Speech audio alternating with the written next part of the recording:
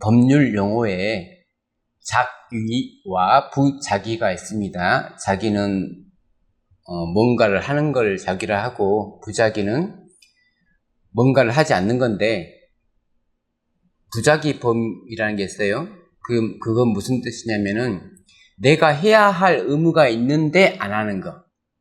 이번에도 비가 많이 내려서 콘크리트가 무너지고, 근데 무너지려고 할 때 주민들이 이렇게 신고를 하잖아요. 지금 꺼지고 있어요. 곧 무너질 것 같아요. 그 전화를 받은 공무원은 바로 처리를 했어야 되는데 그냥 향후에 처리하겠다는 식으로 그 심각성을 알지 못하고, 국민의 재산과 생명을 보호해야 될 공무원이 그 일을 하지 않은 것을 부작위에 의한 범죄라고 해요. 부작위범이 되는 거예요. 그러면 그 죄를 안 지려면 공무원 안 하면 돼요. 그렇죠? 공무원에게만 그 의무가 있으니까 공무원 안 하면 돼요. 경찰관이 사람의 생명을 구해야 되는데 무서워서 도망가서 일반인이 이렇게 피해를 당했어요. 그러니까 그 경찰이 하는 말이, 내가 신이냐? 어떻게 저 칼 든 사람하고 싸워서 이기냐? 경찰 안 하면 돼요. 근데 그 사람들이 경찰을 했냐면 먹고 살려고 하는 거예요.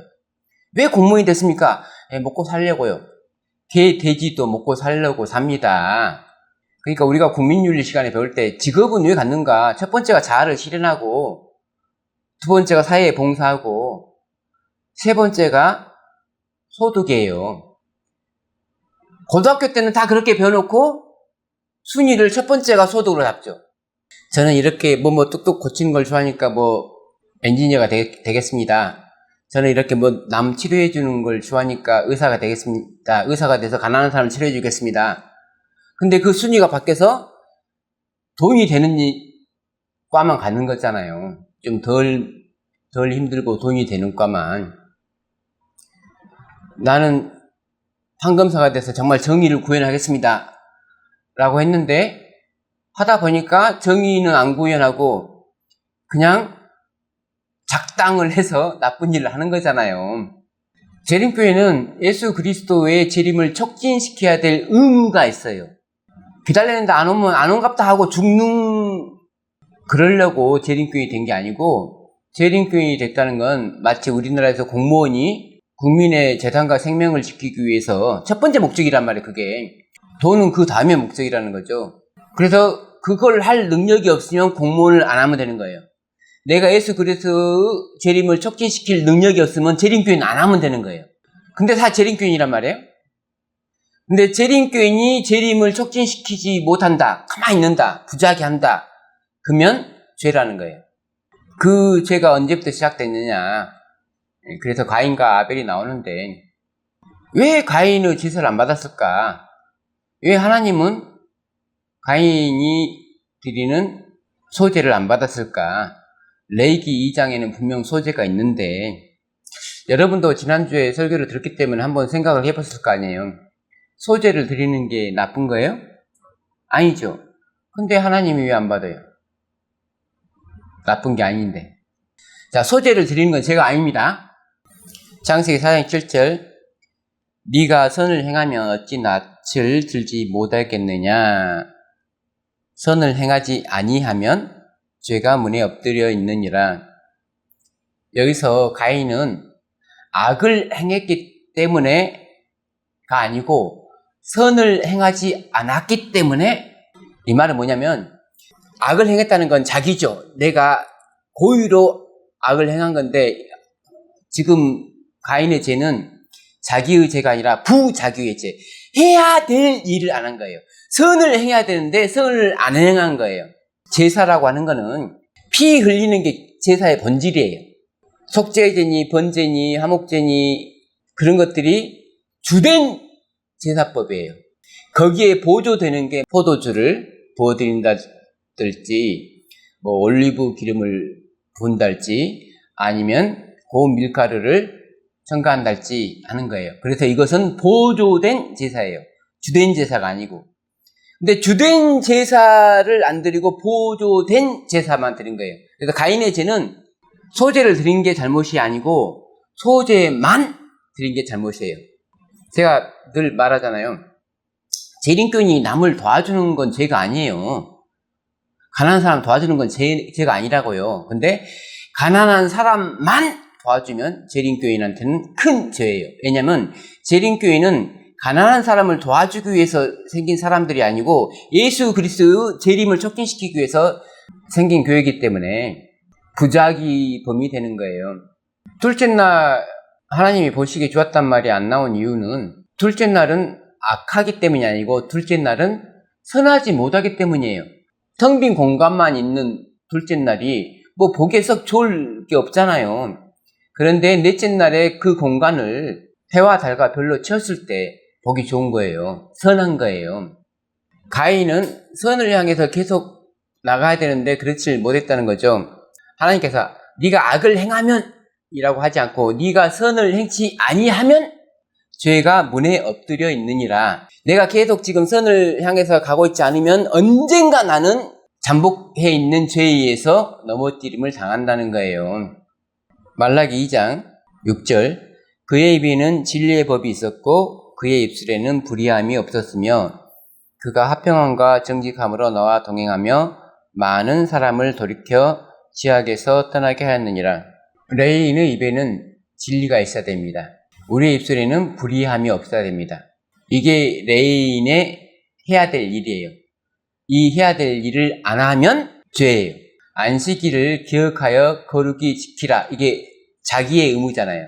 이건 의무죠. 근데 모든 사람의 의무는 아닌 것 같죠. 아예 율법 없이 사는 교파들도 많잖아요. 근데 재림교회는 계명에 따라서 제7일을 안식일로 지키는 교회잖아요. 지켜야 될 의무가 있는 사람이 지키지 않으면 부작위에 의한 범죄가 되는 거죠. 14만 4천이 해야 될 일을 안 하면은 범죄예요. 제사장의 입술은 지식을 지켜야 하겠고 사람들은 그의 입에서 율법을 구하게 되어야 할 것이니 또 우리가 해줘야 될 일은 율법을 가르쳐주는 거예요. 그래서 제사장도 레위파죠. 제사장은 만군의 여호와의 사자가 됨이거늘 너희는 옳은 길에서 떠나 많은 사람을 율법에 거스르게 한도다. 너희가 레위의 언약을 깨뜨렸느니라. 그래서 레위인과 제사장이 자기 역할을 못하면 언약은 깨진다. 역할을 못하는데 하나님이 왜 그 사람들하고 같이 일해야 됩니까? 계시록 14장 5절 그 입에 거짓말이 없고 흠이 없는 자들이더라. 그래서 14만 4천은 입에서 거짓말을 하면 안 됩니다. 이건 뭐 개인의 어떤 이익관계를 뜻하는 게 아니고 그 입에서 나온 게 진리여야 된다고요. 진리의 법을 말해야 된다고요. 왜냐하면 우리는 말로 심판을 받기 때문에 그래요. 내가 하는 말로 심판을 받기 때문에. 민수기 14장 여호와께서 모세에게 이르시되 이 백성이 어느 때까지 나를 멸시하겠느냐? 내가 그들 중에 많은 이적을 행하였으나 어느 때까지 나를 믿지 않겠느냐? 내가 전염병으로 그들을 쳐서 멸하고 너에게 그들보다 크고 강한 나라를 이루게 하리라. 15절 이제 주께서 이 백성을 하나같이 죽이시면 주의 명성을 들은 여러 나라가 말하여 이르기를 여호와가 이 백성에게 주기로 명시한 땅에 인도할 능력이 없었으므로 광야에서 죽였다 하리이다.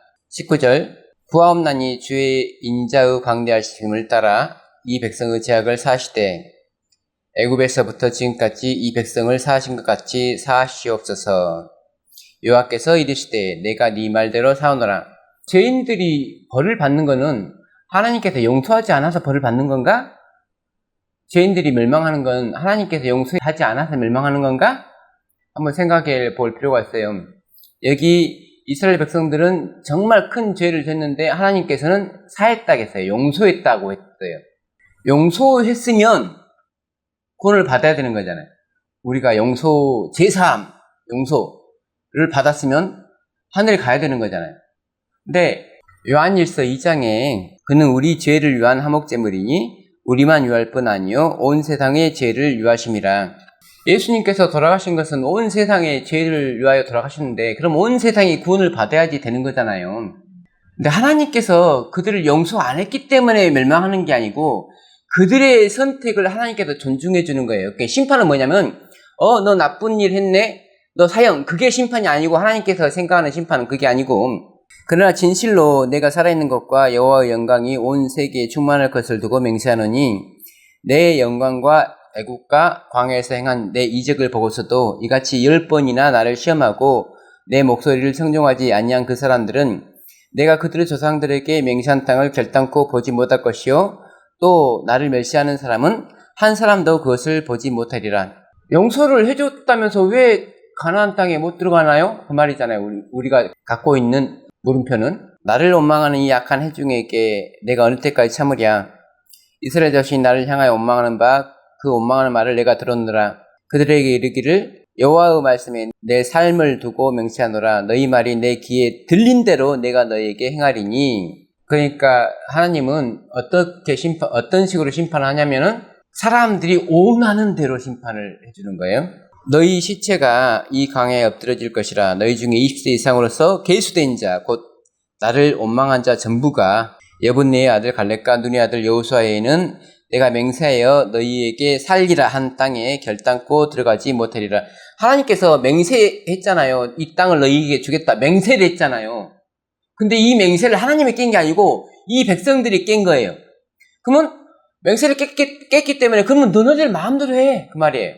너네들이 가나안을 원하지 않으니까 그럼 가나안은 안 줄게. 대신 너네들 입에서 하나님께서 우리를 광야에서 죽이려고 여기까지 인도에 오셨네? 라고 했으니까 그래 그러면 광야에서 죽어. 너네들이 믿음대로 돼. 그렇게 믿었단 말이에요.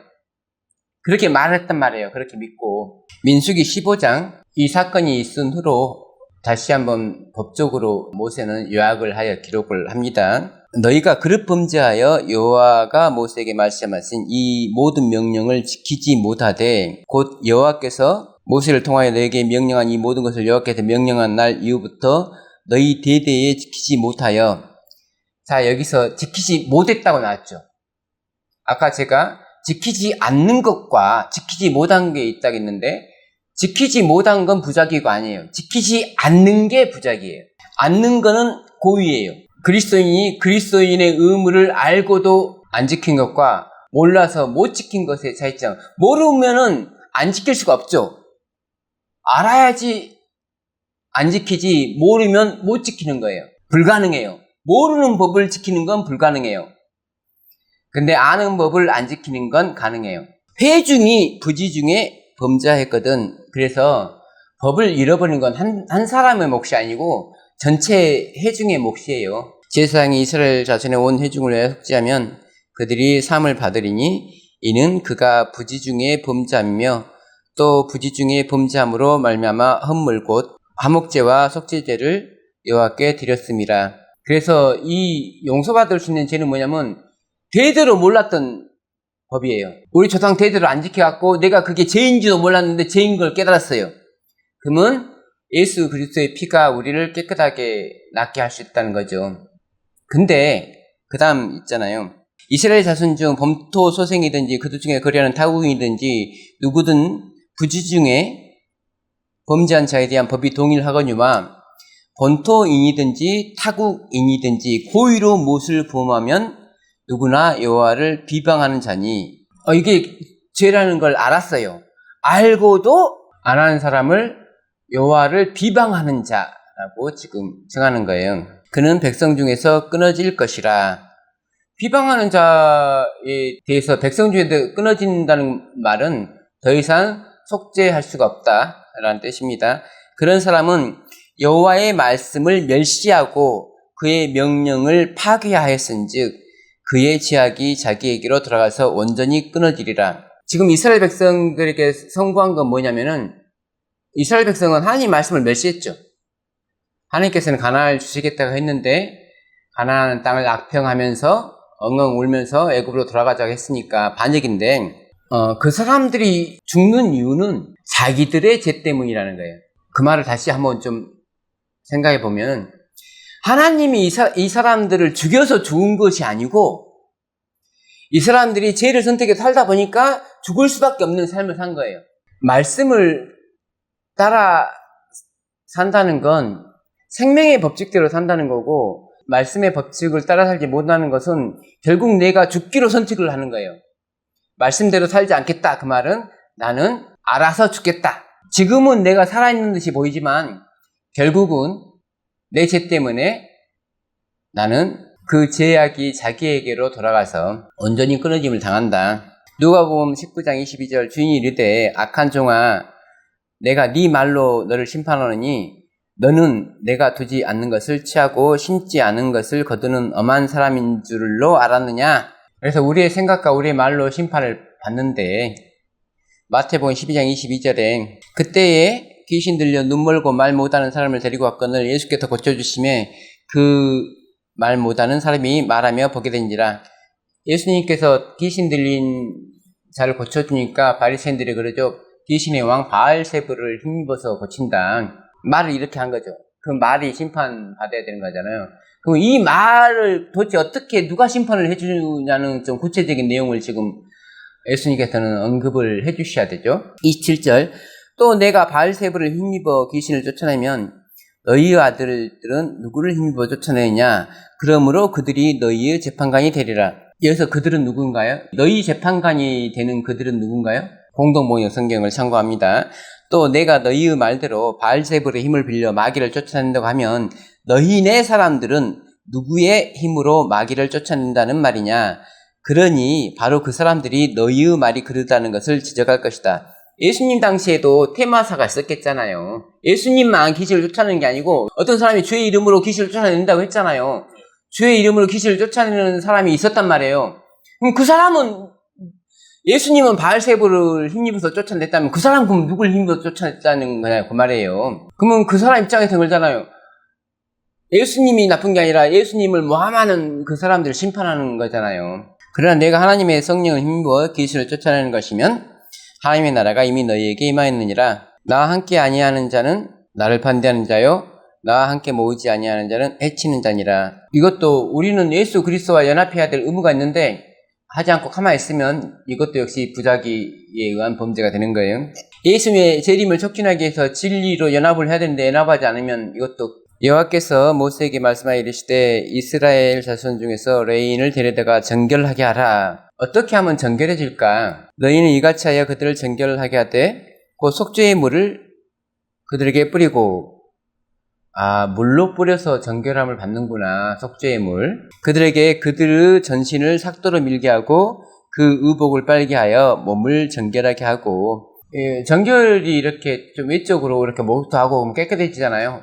그런 의미도 1차적으로 담고 있습니다. 레인을 해막 앞에 나오게 하고 이스라엘 자손의 온 회중을 모으고 레인을 여호와 앞에 나오게 하고 이스라엘 자손이 그들에게 안수하게 한 후에 아론이 이스라엘 자손을 위하여 레인을 흔들어 바치는 제물로 여호와 앞에 드릴지니 이는 그들에게 여호와께 봉사하게 하기 위함이라. 레인으로 수송아지들의 머리에 안수하게 하고 네가 그 하나는 속죄제물로 하나는 번제제물로 여호와께 드려 레인을 속죄하고. 속죄도 역시 정결이죠. 죄가 없어야지 깨끗한 거죠. 레인을 아론과 그의 아들들 앞에 세워 여호와께 유제로 드릴지니라. 너는 이같이 이스라엘 자손 중에서 레인을 구별하라. 그리하면 그들이 내게 속할 것이라. 네가 그들을 정결하게 하여 여제로 드린 후에 그들이 회막에 들어가서 봉사할 것이니라. 내가 이스라엘 자손 중에서 레인을 취하여 그들을 아론과 그의 아들들에게 주어 그들로 회막에서 이스라엘 자손을 대신하여 봉사하게 하며 또 이스라엘 자손을 위하여 속죄하게 하였나니 이는 이스라엘 자손이 성소에 가까이 할 때에 그들 중에 재앙이 없게 하려 하였음이니라. 레인이 이에 지혜에서 스스로 깨끗하게 하고 그들의 옷을 빨매 아론이 그들을 여호와 앞에 요제로 드리고 그가 또 그들을 위하여 속죄하여 정결하게 한 후에 레인이 회막에 들어가서 아론과 그 아들들 앞에서 봉사하니라. 우리가 레인으로서 성소 봉사를 하기 위해서는 먼저 우리가 정결을 해야 된다는 거예요. 성소가 정결함을 입었을 때 그 성소에서 일할 레인도 역시 정결을 해야 된다는 거죠. 예수 그리스도의 피로 말미암아 히스기야 왕이 일찍 일어나 성읍의 기인들을 모아 여호와의 전에 올라가서 이에 속죄 제물로 드릴 숫영소들을 왕과 회중 앞으로 끌어오매 그들이 그 위에 안수하고 제사장들이 잡아 그 피를 속죄제로 삼아 제단에 들여 온 이스라엘을 위하여 속죄하니. 이 부분은 레위기 4장 회중을 위한 속죄제와 연계가 되는 거죠. 레위기 4장에서 회중을 위한 속죄제를 언급한 이후로 회중을 위한 속죄제가 직접적으로 다시 언급된 경우가 제가 기억하기로는 그렇게 생각이 안 나요. 제 기억으로는. 근데 분명하게 히스기야 때는 백성을 위한, 온 회중을 위한 속죄제가 드려졌다.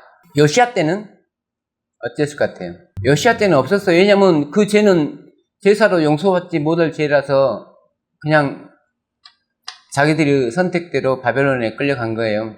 네 번째 천사 때까지는 속죄할 수 있었죠. 회개할 수 있었다고요. 자, 첫 번째 천사가 왔는데 말을 안 들었지만 두 번째 천사가 오면 그때 말을 들을 수가 있죠. 물론 첫째 천사 기별을 거절했기 때문에 둘째 천사 기별을 받아들이기 힘든 상황에 놓여 있지만 그래도 기회는 또 한 번 있는 거잖아요. 둘째 천사 기별을 거절했다 해도 셋째 천사라는 기회가 또 한 번 있는 거잖아요. 근데 마지막 천사는 기회를 주려고 오는 게 아니고 그냥 심판을 통보하는 거예요. 뭐 다수가 법정에 섰어요.